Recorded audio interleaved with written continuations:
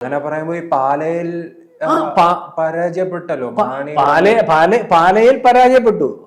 പറയുന്ന പാലയിൽ പരാജയപ്പെട്ടത് ഒഴിച്ചാലത്തെ കാര്യമാണ് ഞാനീ പറയുന്നത്. പാലയിൽ പരാജയപ്പെട്ടതിന് വേറെ ചില കാര്യങ്ങൾ പരിശോധിക്കേണ്ടവരുണ്ടോ, ഞാൻ പിന്നെ ഇതിന്റെ കൂടെ ഞാൻ പറഞ്ഞുതരാം. അപ്പം ഈ ഞാൻ പറഞ്ഞ UDF-ന്റെ ഭാഗമില്ലാത്ത സീറ്റുകളൊന്നും കിട്ടിയിട്ടില്ല.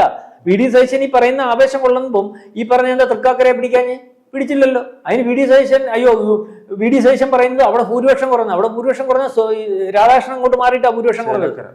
അല്ലാതെ വേറൊന്നുമില്ല. അതിന് ആ ന്യായമൊന്നും പറയണ്ട. അപ്പൊ പിന്നെ പാലായിലെ കാര്യം എന്ന് പറഞ്ഞാൽ പാലായില് ഈ പറയുന്ന KM മാണിയുടെ മകൻ അത്രയ്ക്ക് കൊള്ളില്ല, അത്രയ്ക്ക് ജനത്തിന് ഇഷ്ടമല്ല. എനിക്ക് ബോധ്യമുള്ളത് അവിടെ. കാരണം പാലായിൽ KM മാണി എന്ന് പറയുന്ന ആൾ ജീവിച്ചിരിക്കുന്നിടത്തോളം കാലം അദ്ദേഹം പറയുന്ന ഒരു വാക്കിന് പോലും മറുത്ത് അദ്ദേഹം വോട്ട് ചെയ്യുന്ന പോലെ രഹസ്യമായിട്ടാണെങ്കിൽ അതിന് മറുത്ത് ചെയ്യാൻ താല്പര്യമില്ലാത്ത ആൾക്കാർ അവിടെ ഉണ്ട്. അതുകൊണ്ടാണ് എന്റെ മകനെ ഞാനാ മത്സരിക്കുന്നതെന്നായി പാലയില് ഇയാൾ മത്സരിക്കുമ്പോൾ മാണി പോയി പറയുന്നത് പലയിടത്തും പറയുമ്പോൾ